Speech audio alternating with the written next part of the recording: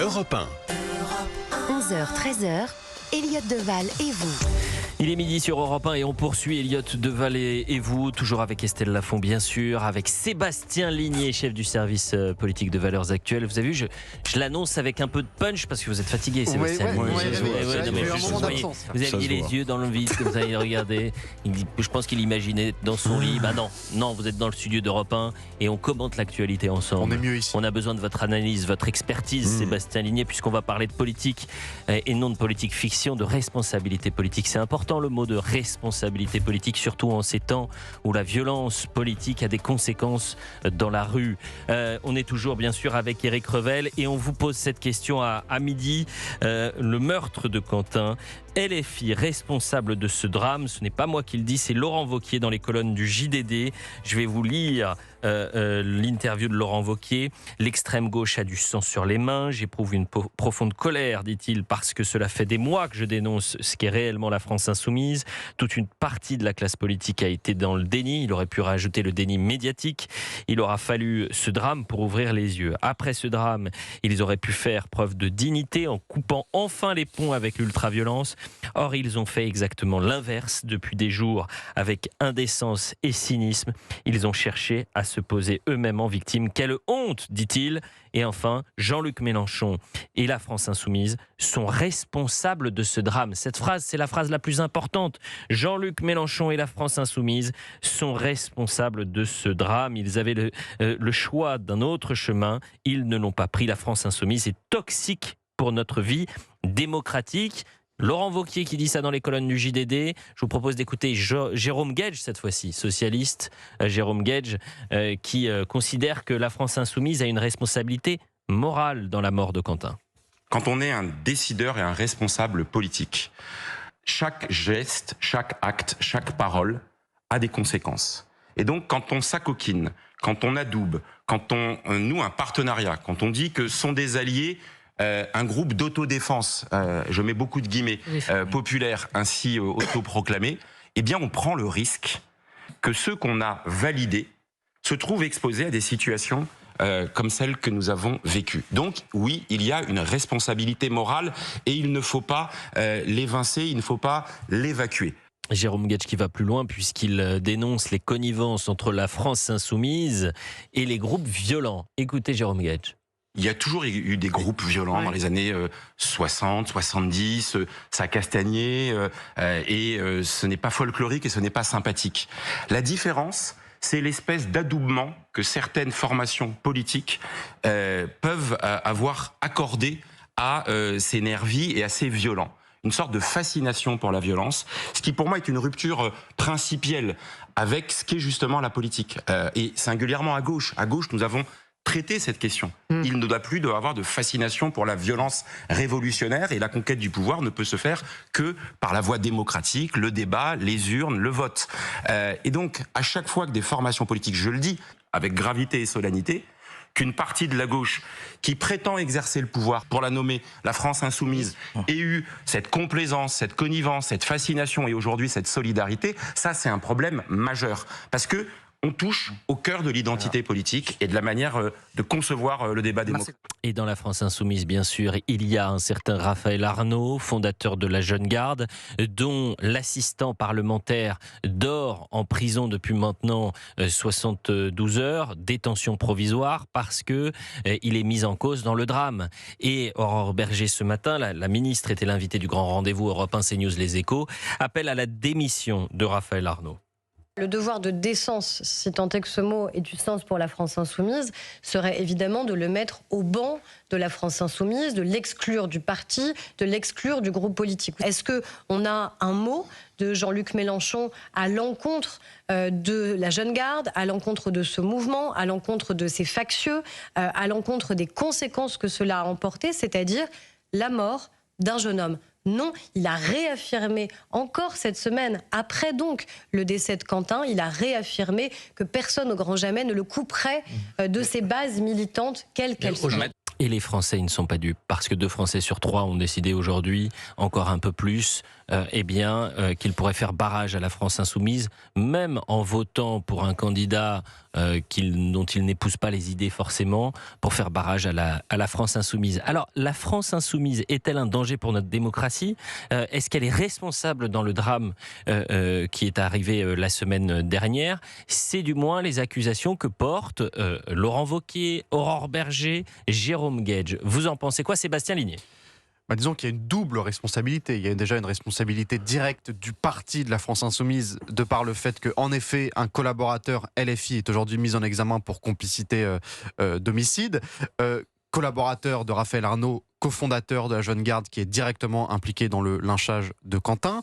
Ça, c'est pour, on va dire, la responsabilité matérielle. Et puis, évidemment, une responsabilité peut-être encore plus lourde, qui est une responsabilité morale de Jean-Luc Mélenchon directement, qui, de par ses mots, de par ses actes, a entraîné ce climat de violence qui pèse aujourd'hui sur la vie publique. Et moi, ce qui m'inquiète, c'est qu'en réalité, quand on écoute Jean-Luc Mélenchon depuis une semaine maintenant, insidieusement, il prépare les futurs affrontements. Et il prépare la réponse à ces futurs affrontements. Quand je lis dans les colonnes de la Tribune dimanche, aujourd'hui, Jean-Luc Mélenchon qui dit « Qui se souviendra en 2027 de cette bagarre de rue ?»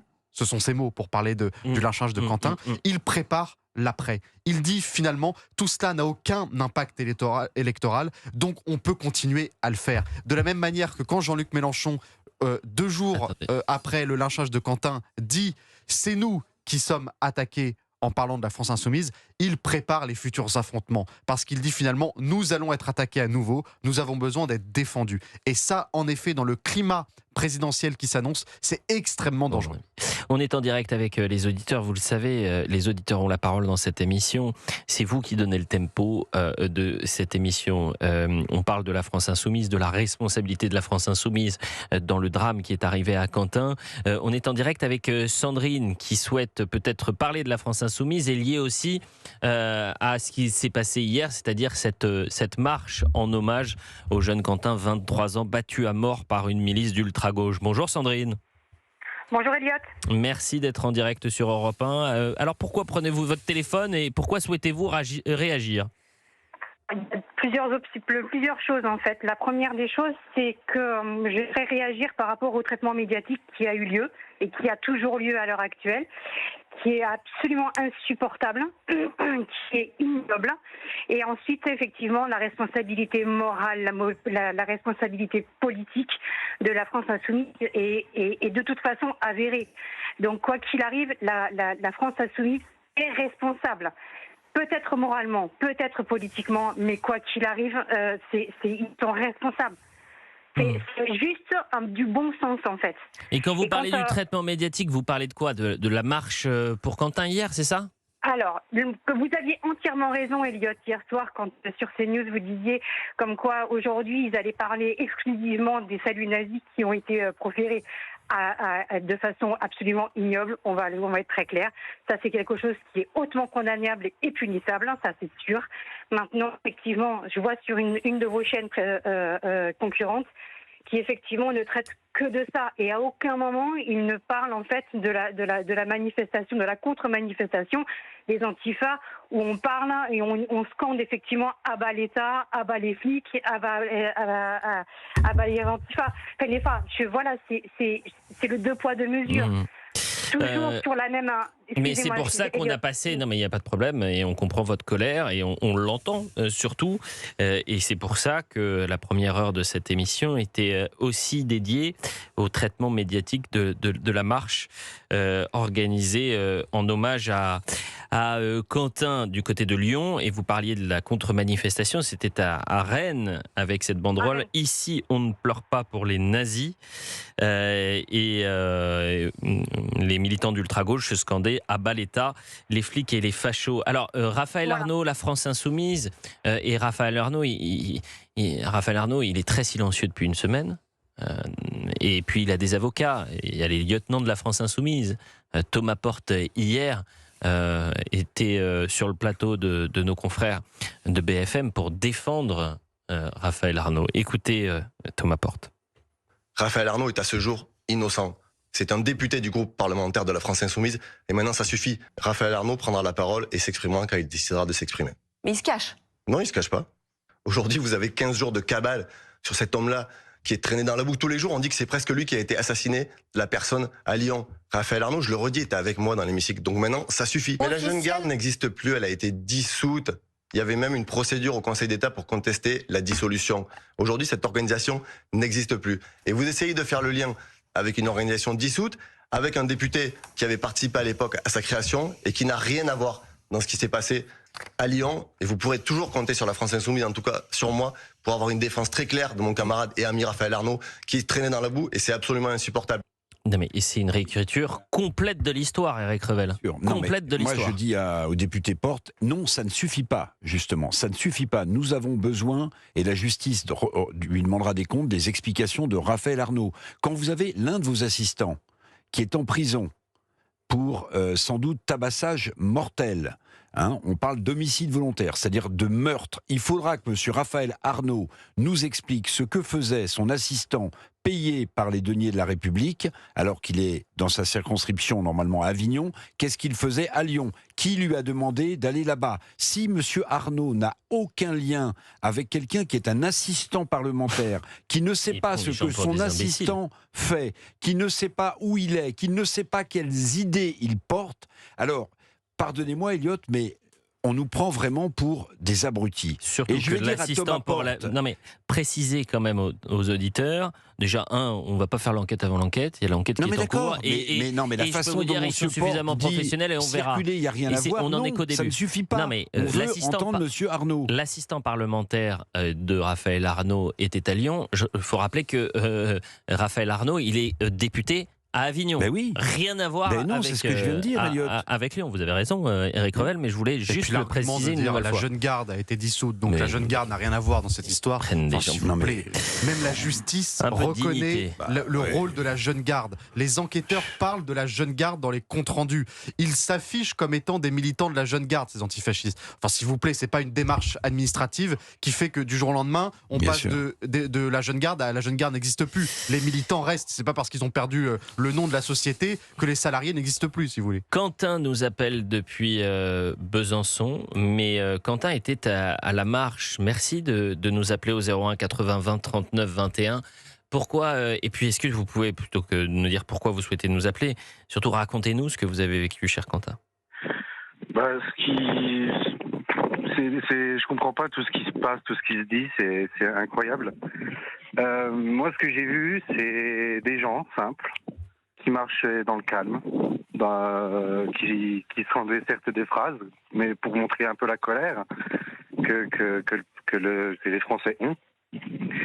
Mais moi, j'ai vu des gens simples qui marchaient dans le calme, qui discutaient, qui rigolaient, qui pensaient à Quentin, qui parlaient de Quentin. Par le prénom, je me sens quand même lié, je pense. Vous pouvez comprendre, je pense. Mais non, je comprends pas tout ce qui se passe. Je vous avoue, c'est assez fort pour moi, quoi. Vous avez pu échanger avec des personnes qui étaient présentes. Vous y êtes allé seul à cette marche hier? À la base, j'y étais seul, effectivement, et c'est en discutant avec des gens que du coup, on fait des rencontres. Et il y a pas mal de gens qui étaient outrés par cette situation et comprenaient pas tout ce que vous venez de dire là, ils comprenaient pas non plus. Enfin, c'est assez choquant. Et je sais pas pourquoi. Comme la dame avait dit, 2 poids 2 mesures. C'est choquant comme quoi, d'un côté, la justice va extrêmement vite, et de l'autre, non, attendez, on va faire des enquêtes, tout ça. Eh bien, écoutez, merci pour votre témoignage, Quentin, qui a décidé d'appeler au 01 80 20 39 21. Je vais vous proposer, parce que vous savez que la France Insoumise a pignon sur rue, pignon sur plateau, et je vais vous proposer une déclaration de Mathilde Panot ahurissante, qui remet en cause le suffrage universel et qui pose les bases du climat qu'il va y avoir dans les prochains mois. Si élection et victoire du RS et du Rassemblement national, il y a pour la présidentielle.